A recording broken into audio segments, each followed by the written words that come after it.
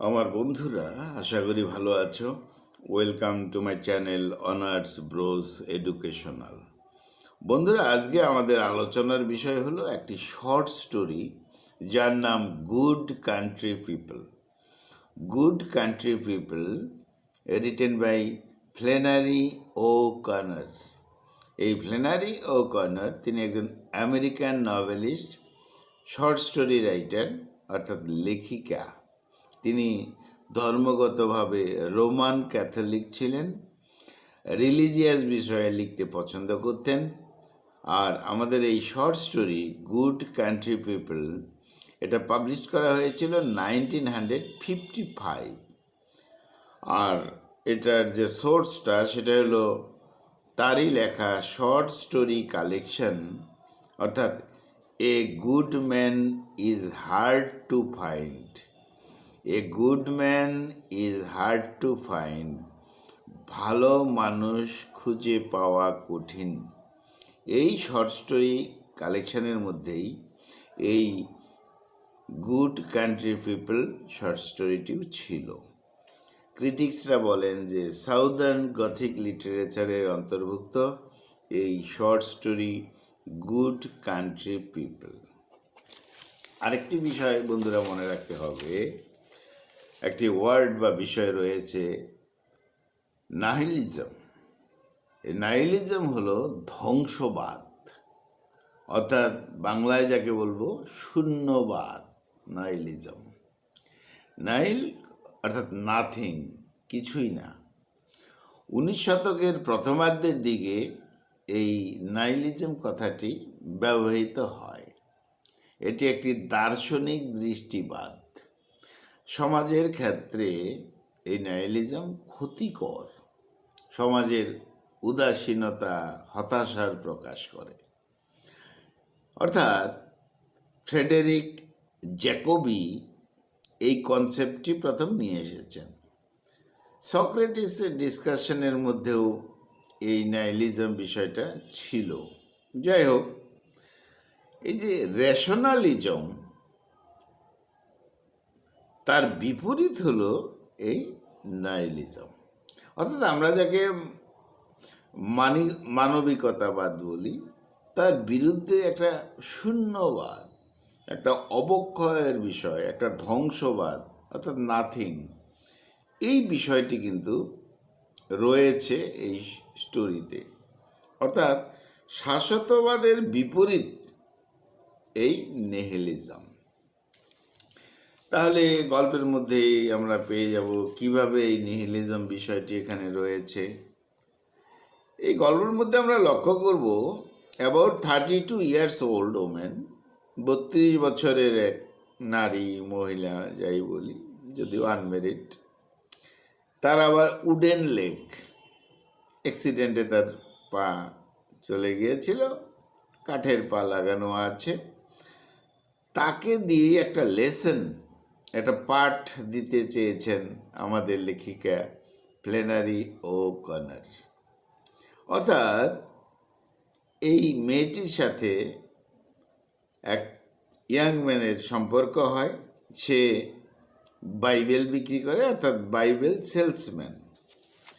আমরা পাবো গল্পকথায় তার কাহিনী, অর্থাৎ কিভাবে এখানে নাহিলিজম ব্যাপারটা এসেছে, ধ্বংসবাদ এসেছে, এটা আমরা কিন্তু লক্ষ্য করব। মূল কথা এখানে এই গল্পে গুড কান্ট্রি পিপল এর মধ্যে এভরি ক্যারেক্টার, প্রত্যেকটা চরিত্রই যেন তারা বিশ্বাস করে হি বা সি যে তাদের যথেষ্ট মরাল হাই গ্রাউন্ড রয়েছে, নীতিগতভাবে তারা যথেষ্ট উন্নত। কিন্তু দেখা যায় তারা অ্যাকচুয়ালি ইথিক্যাল লাইফ থেকে অনেকটা দূরে। তাদের ডিমান্ড রয়েছে, তারা যথেষ্টভাবে নীতি নৈতিকতার মানুষ, কিন্তু আসলে তারা খামখেয়ালিপূর্ণ, হিপোক্রেটিস। যাই হোক, এই ক্যারেক্টারগুলো দাবি করে তাদের সম্মান, যে তারা হায়ার মরাল গ্রাউন্ডে রয়েছে, স্ট্যান্ডার্ডসে রয়েছে, কিন্তু অ্যাকচুয়ালি যেন তারা তা নয়। অর্থাৎ এই সমাজের মানুষের অনেকেরই ধারণা যে তার এই কোয়ালিটি রয়েছে, এই ইত্যাদি ইত্যাদি, কিন্তু বাস্তবিক ক্ষেত্রে তা নয়, এমন একটা বিষয় পাওয়া যাবে। এখানে মিসেস হোপওয়েল একজন নারী, আর আরেকজন আছে মিসেস ফ্রিম্যান। এই দুজন লেডিকে নিয়ে কথা। মিসেস হোপওয়েল আর মিসেস ফ্রিম্যান, এই দুই নারীকে নিয়েই কথা। অর্থাৎ এরা সবসময় তাদের মেয়েদেরকে নিয়ে বা মেয়েদের ব্যাখ্যা নিয়ে, প্রশংসা নিয়ে গল্প করে। কে? মিসেস হোপওয়েল আর মিসেস ফ্রিম্যান। মিসেস হোপওয়েলও বাড়ির মালকিনী, আর সেই বাড়িতেই ভাড়া থাকে এই মিসেস ফ্রিম্যান। স্বাভাবিকভাবেই তাদের সাথে কথা হয়। তো যাই হোক, এই মিসেস ফ্রিম্যানের দুই মেয়ে রয়েছে, আর মিসেস হোপওয়েলের 32 বছরের মেয়ে জয়, যদিও তার নাম পরিবর্তন করে সে নিজে রেখেছে হুলগা। তাহলে আমরা পেয়ে গেলাম মিসেস হোপওয়েল বাড়ির মালকিনী, তার যে 32 বছরের মেয়েটি তার নাম হলো হুলগা। বর্তমানে তার নাম হুলগা, জয় ছিল হুলগা। তার আবার অ্যাক্সিডেন্টে একটা পা তো নষ্ট হয়ে গেছে, উডেন লেগ লাগানো আছে। আর এদিকে মিসেস ফ্রিম্যান, তারও মেয়ে রয়েছে, পাওয়া গেল এই বিষয়ে। যাই হোক, আমরা হুলগা সম্পর্কে, 32 বছরের মেয়েটি, হোপওয়েলের মেয়ে, আর্টিফিশিয়াল লেগ, কাঠের লেগ লাগানো আছে। তো চাইল্ডহুডে অ্যাক্সিডেন্ট হয়েছিল, তার পা তো নষ্ট হয়ে যায়, কেটে ফেলা হয়। যাই হোক, এই হুলগা মেয়েটির ধারণা নোবডি লাভস হার, কেউ তাকে ভালোবাসে না, হীনমন্যতা এরকম রয়েছে, তার থাকাই স্বাভাবিক, তার একটা পা খারাপ। যাই হোক, এই যে দুই লেডি আমরা যাকে পেয়েছি, মিসেস হোপওয়েল বাড়ির মালকিনী এবং মিসেস ফ্রিম্যান ভাড়া থাকে, তারা দুইজনেই সবসময় গল্প কথা বলে। যাই হোক, নিজেদের মেয়েদেরকে এই দুই লেডি তারা গুড কান্ট্রি পিপল, ভালো হিসেবেই ব্যাখ্যা করে, আখ্যায়িত করে সবসময়, গুড কান্ট্রি পিপল, বেশ ভালো। মিসেস হোপওয়েল এবং মিসেস ফ্রিম্যান দুজনের নিজেদের কথায় সবসময়ই ব্যস্ত থাকে। এমন সময় ওই 32 বছরের মেয়েটি হুলগা, পা খারাপ, রান্নাঘরে ঢোকে, অর্থাৎ রান্নাঘরে কথা বলছিল কিচেনের মধ্যে। তো মা মিসেস হোপওয়েল মেয়ে হুলগাকে বলে, বা এই মেয়েকে হুলগা বলতে অতটা স্বচ্ছন্দ্য বোধ করে না, জয় বলতেই ভালোবাসে। কিন্তু ভাড়াটে যিনি মিসেস ফ্রিম্যান, তিনি আবার হুলগা বলেন। এইভাবেই চলছে। এই হুলগা মেয়েটি, 32 বছরের মেয়েটি, কিন্তু ফিলোসফিতে পিএইচডি করে, ভাবতে হবে, পিএইচডি করে ফিলোসফিতে। কিন্তু মা মিসেস হোপওয়েল তাতে যথেষ্ট খুশি নয়। স্বাভাবিক, মা ভাবে তার পাটা খারাপ, এই ফিলোসফিতে পিএইচডি করে, ডক্টরেট করে কি হবে, এরকম একটা চিন্তা মায়ের আছে। মায়ের একদিকে বাস্তব চিন্তা, ইত্যাদি ইত্যাদি। আর হুলগা মেয়েটি তো উদ্বিগ্ন থাকে, সে কি দীর্ঘদিন বেঁচে থাকবে, তো এরকম একটা হীনমন্যতা কাজ করে হুলগার। তো আবার মা চিন্তা করে যে আমার এই মেয়ে হুলগা যথেষ্ট রিলিজিয়াস নয়, ধার্মিক নয়, কারণ সে সবসময় ফিলোসফি, তত্ত্ব কথা ইত্যাদি নিয়েই সময় কাটায়, এরকম একটা ভাবনা রয়েছে।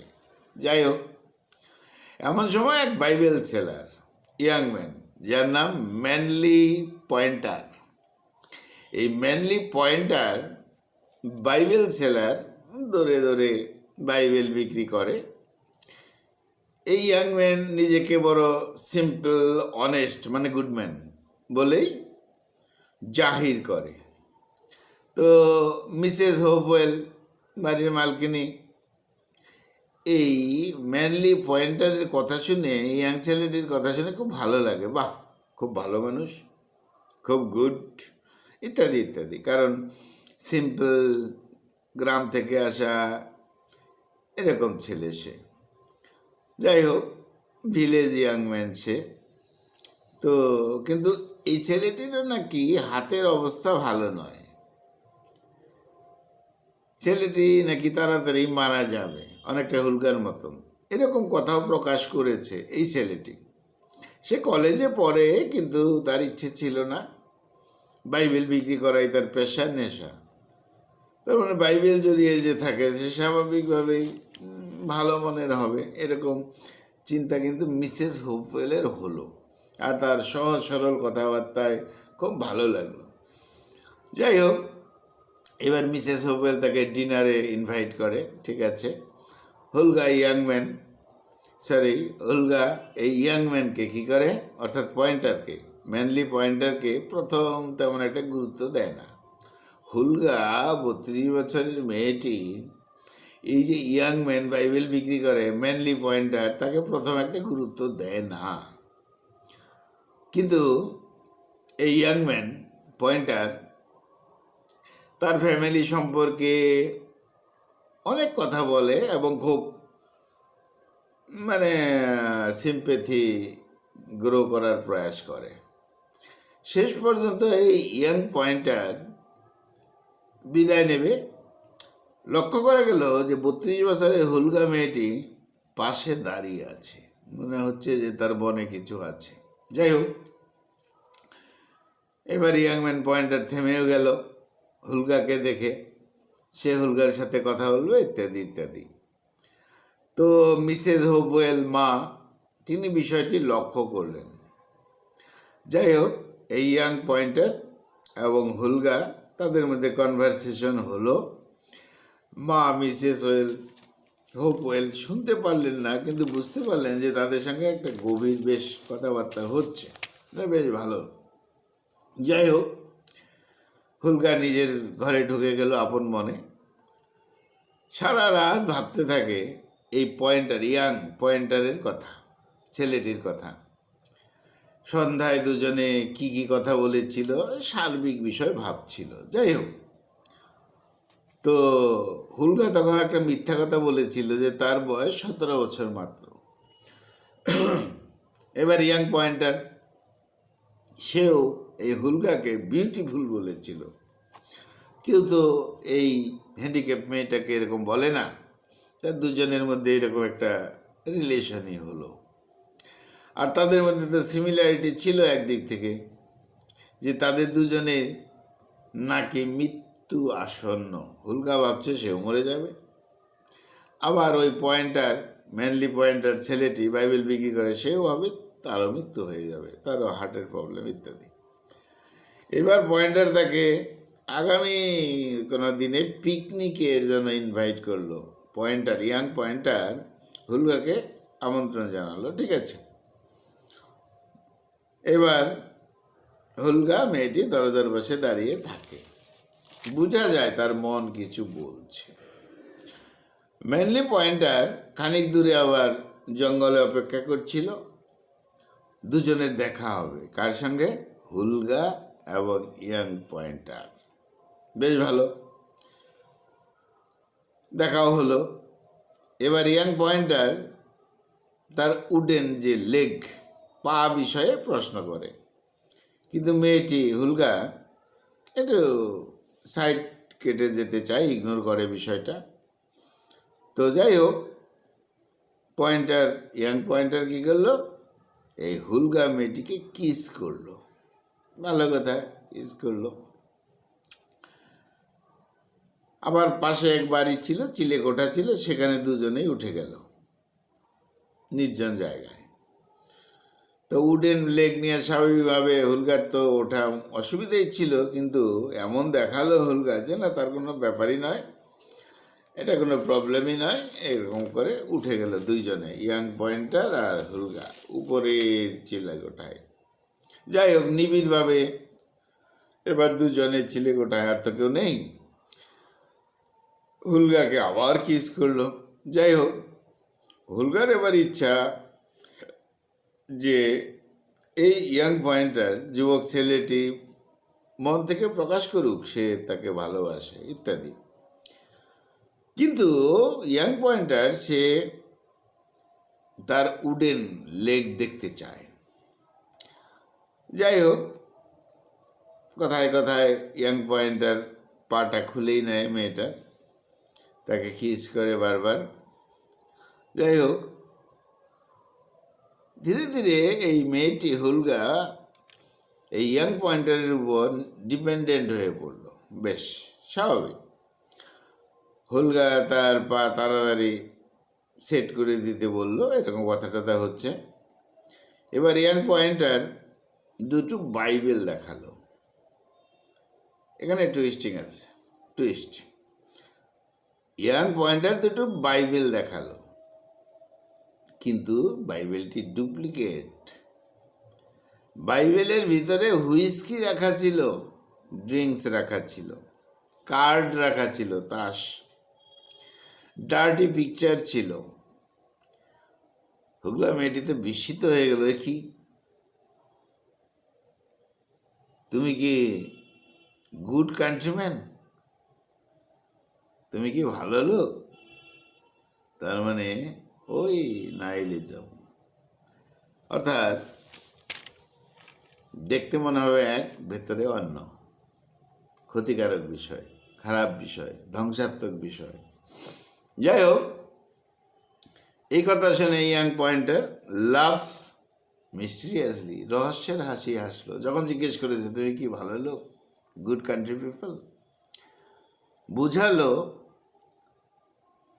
যে এই ইয়াং পয়েন্টার অ্যাকচুয়ালি এই হুগলার ফিজিক্যাল রিলেশন, তার সাথে ফিজিক্যাল রিলেশন করতে প্রস্তুত, ইরিটেটেড হয়ে গেছে। তখন হুলগা বলছে, আর ইউ এ খ্রিশ্চান? তুমি কি খ্রিশ্চান? এবার ইয়াং পয়েন্টার তার পা নিজের ব্যাগের মধ্যে ঢুকালো, হুলগাকে চিলেকোঠায় একা রেখে নিচে চলে এলো, আর বলছে বিড়বিড় করে, তার নাম ম্যানলি পয়েন্টার নয়, আমি গডকে বিশ্বাস করি না।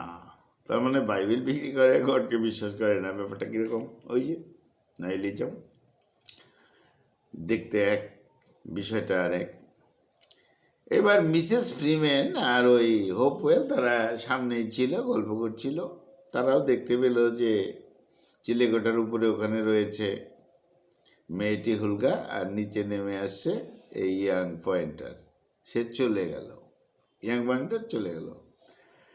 মিসেস ফ্রিম্যান তখন মন্তব্য করে, এই যে ম্যানলি পয়েন্টার ইয়াং ম্যান হুলগার মতো সহজ সরল নয়। গল্প হলো।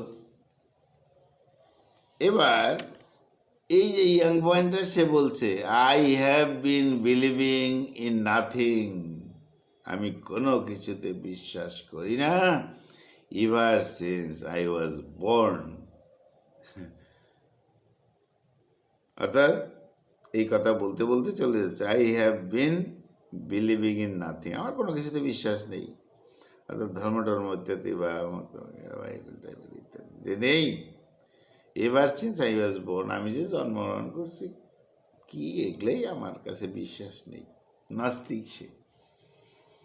তো যাই হোক, মিসেস হোপওয়েল বিশ্বাস করতেন গুড কান্ট্রি পিপল যারা, তারা সিম্পল হবে, সহজ সরল, রুরাল ফোক হবে, কঠোর পরিশ্রমী, ওয়ার্ক হার্ড করবে, গো টু চার্চ, চার্চে যাবে, গুড মরালস, এই নীতির হবে, এরকমই বিশ্বাস ছিল যে এই ইয়াংম্যানটি এরকম। কিন্তু দেখা গেল অন্য কিছু। যাই হোক, অ্যাজ দ্য স্টোরি প্রোগ্রেসেস, এইভাবে গল্পটা যেমন এগিয়ে যাচ্ছিল, ইট বিকামস ক্লিয়ার, এটা পরিষ্কার হলো যে দ্যাট ইজ অনলি ইমাজিনেশন। ভালো মানুষ এই ব্যাপারটা যেন কল্পনা শুধু, এ ভালো মানুষ, সে ভালো মানুষ, সে ভালো মানুষ, এটা কল্পনা। Real country people have a real country পিপলের অপোজিট। তাহলে এইভাবেই শুরু হয়েছে, শেষ হয়েছে গল্পটা। এখানে অ্যাজ মিসেস ফ্রিম্যান নোটস, যেটা বলেছিল at the end of the story, some people can not be all, কিছু মানুষ তা নয়, ইনোসেন্ট আর সিম্পল নয় যেমনটি দেখা যায়, বরঞ্চ এই ধরনের লোক ক্ষতি করে। এই ইয়াং পয়েন্টারের মতন লোক সমাজে ক্ষতিই করে, তাদের মনে হয় একরকম এরকম। অর্থাৎ গুড কান্ট্রি পিপল যাদের মনে হচ্ছে যে এরা খুব ভালো এক শ্রেণীর লোক, অধিকাংশ লোক তা নয়। আর আরেকটা ব্যাপার ছিল বাস্তব ক্ষেত্রে, এই যে সাউদার্ন গথিক বলা হয়েছে, সেই জায়গাটা, তাই women living in the south at that time, সেই সময় যে নারীরা থাকতো, বাস করতো, নারীরা ডিপেন্ডেন্ট ছিল পুরুষদের উপর, সেই নারীদেরকে কি করা হতো, বঞ্চিত করা হতো তাদের ভার্জিনিটি যে ব্যাপারটা। অর্থাৎ ক্রিশ্চিয়ান সোসাইটিতে সতীত্ব রাখতে হবে, এই ব্যাপারটাও ওই সময়ের এক শ্রেণীর পুরুষরা, ভেগদারি ছদ্মবেশী, তারা ভালো চেহারা নিয়ে গিয়ে ওই নারীদের ক্ষতি করত, তাই তুলে ধরা হয়েছে এই গল্পে। যাই হোক, এখানে in many ways pointer, young pointer has done, তাই করেছে। চেহারা, বিষয়, তার কাজ ইত্যাদি ইত্যাদি সব কিছুই ভালো, কিন্তু আসলে যা ভাবা হয়েছিল গুড পিপল তা নয়, অ্যাকচুয়ালি যেন ব্যাড পিপল। যাই হোক, এখানে তাই বলা হয়েছে নাইলিজম, ধ্বংসবাদ, শূন্যবাদ। 19 শতকের প্রথমার্ধে এই ধরনের দার্শনিক ফিলোসফিক্যাল কনসেপ্ট চলে আসে, সমাজের ক্ষেত্রে ক্ষতিকর এরকম বিষয়।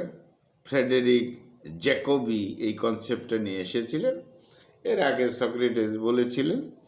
যাই হোক, এটা হলো যেটা রেশনালিজমের বিপরীত, মানবতাবাদের বিপরীত হইল এই নাইলিজম।